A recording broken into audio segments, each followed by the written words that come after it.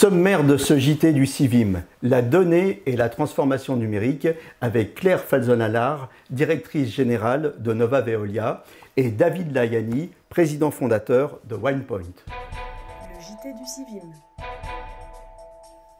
Claire Falzon-Allard, vous êtes directrice générale de Nova Veolia. Alors Veolia, on sait ce que c'est, eau, énergie, déchets. Nova Veolia, qu'est-ce que c'est ?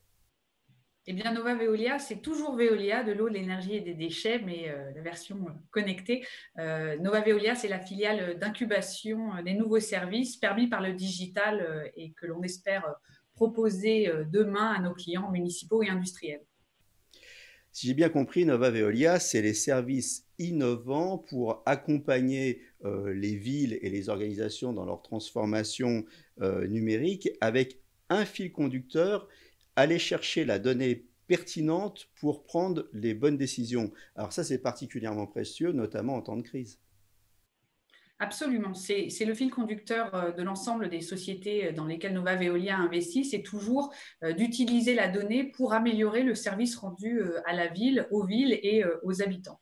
Et effectivement, en temps de crise, la force de ces sociétés jeunes et agiles, c'est d'essayer d'imaginer en permanence de nouveaux services rendus possibles notamment par le digital. Quelques exemples, Magican par exemple vient de lancer une offre pour permettre aux villes de distribuer efficacement les masques qu'elles voudraient distribuer à leur population. Et pour ça, on va s'appuyer sur toutes les ressources que le digital met à notre disposition. Donc innovation, réactivité, ça va très très vite chez vous. Exactement, exactement. Mais effectivement, la crise ne doit pas pour autant nous faire perdre de vue les objectifs, les produits ou les services auxquels on croit et sur lesquels on travaille depuis un moment. Et effectivement, on croit, nous, chez Nova Veolia, profondément que la donnée peut être mise au service de nouvelles solutions pour réduire l'impact environnemental des villes. Et c'est ce à quoi on s'attelle. On va prendre un exemple, si vous voulez bien, pour que ce soit concret pour les gens qui nous écoutent. On va parler du stress hydrique, par exemple. Alors, qu'est-ce que les données peuvent nous apporter dans la gestion du stress hydrique ? Eh bien, chez Nova, on a la chance d'avoir une filiale qui s'appelle Birds et qui est le leader français en matière d'objets connectés dans le domaine de l'eau.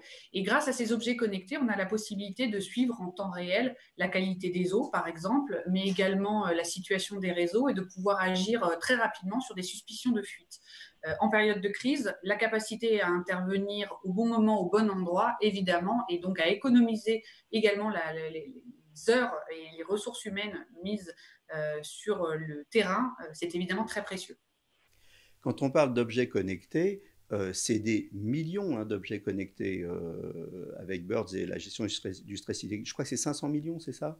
5 millions d'objets connectés. 5 millions. Le monceau de données qui pourrait passer par les outils informatiques de Birds, mais effectivement, avec 5 millions d'objets connectés, ça vous donne une idée de l'ampleur de l'information qu'il y a à traiter. Et pour ça, évidemment, seul le digital nous permet d'utiliser intelligemment cette donnée. En 30 secondes, les autres technologies phares dont vous allez nous parler au Civim. En 30 secondes, on travaille en ce moment à étendre cette réflexion sur l'IoT, pas seulement dans le domaine de la télérelève, par exemple, mais tout ce qui est IoT environnemental. C'est vraiment un sujet autour de cette notion de plateforme IoT, comment utiliser toute cette donnée pour aider les villes à mesurer et réduire leur empreinte environnementale. On travaille également sur des sujets d'hypervision, comment utiliser ces outils qui permettent de représenter la ville pour désiloter demain les services, et puis évidemment toutes les technologies au service des citoyens, toutes les plateformes de données à destination des citoyens et des habitants des villes. David Layani, WinePoint, c'est 2500 collaborateurs tournés vers la transformation numérique des entreprises et des organisations. Alors pourtant, en France, il y a 17% des gens qui n'ont jamais eu aucun contact avec le numérique. Est-ce que ça veut dire qu'on est en retard en France ?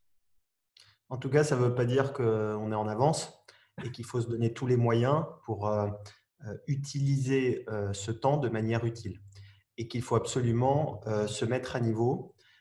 Et en contrepartie du chômage partiel, où on a aujourd'hui plus de 12 millions de personnes qui sont empêchées, il faut absolument, pour rattraper notre retard numérique, que les entreprises fournissent le matériel nécessaire à chaque salarié pour pouvoir se former et que nous organisions une mise à niveau sur des outils indispensables de la vie de tous les jours dans le basculement à l'ère numérique qui a été complètement accéléré par la crise pour que chacune et chacun puisse se servir au mieux de l'outil.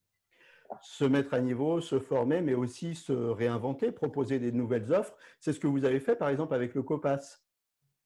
Alors, le COPAS, c'est un outil d'utilité publique basé sur le dialogue social pour recréer de la confiance dans le cadre de la reprise du travail par les salariés en entreprise et la nécessité pour les entreprises de pouvoir s'organiser, tout ça avec la médecine du travail pour prendre en compte la vulnérabilité face au Covid et déterminer des protocoles de travail spécifiques salarié par salarié, mais peut-être demain plus largement pour que l'entreprise prenne sa part de responsabilité dans toutes les fragilités des collaborateurs, dans des modes de travail qui évoluent de façon significative et notamment par le télétravail.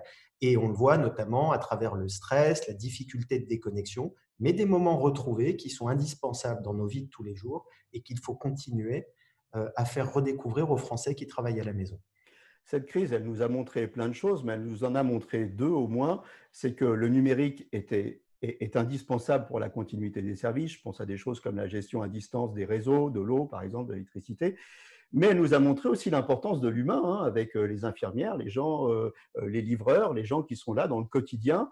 Alors, c'est un équilibre, en fait.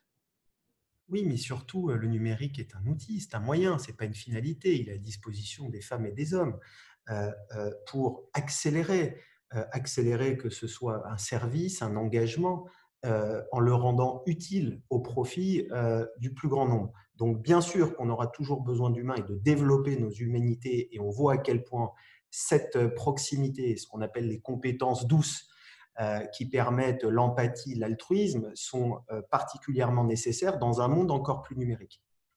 La prochaine pandémie, est-ce qu'elle sera sanitaire ou alors est-ce que finalement, est-ce que ça pourrait être une pandémie numérique? Parce qu'on a une formidable vulnérabilité au numérique. On a des infrastructures de plus en plus solides et la première vulnérabilité en matière de numérique, ce sont les comportements humains, comme avec un virus sanitaire. On a beaucoup parlé de gestes barrières. En matière de numérique et d'informatique, les plus grandes failles peuvent être liées à des gestes humains. Donc, il faut absolument qu'on puisse sensibiliser un maximum de personnes dans les entreprises et en dehors pour pouvoir se protéger, ne serait-ce que de comprendre la difficulté d'un mail, on appelle ça du phishing, c'est-à-dire comme les poissons, qui peuvent entraîner des conséquences extrêmement difficiles sur leur environnement et leurs organisations. Et des virus informatiques en grand nombre pourraient nous déstabiliser et causer bien plus de dégâts que le virus sanitaire Covid-19. Des sujets passionnants et on en parlera au prochain Civim. À bientôt. À très bientôt, avec plaisir.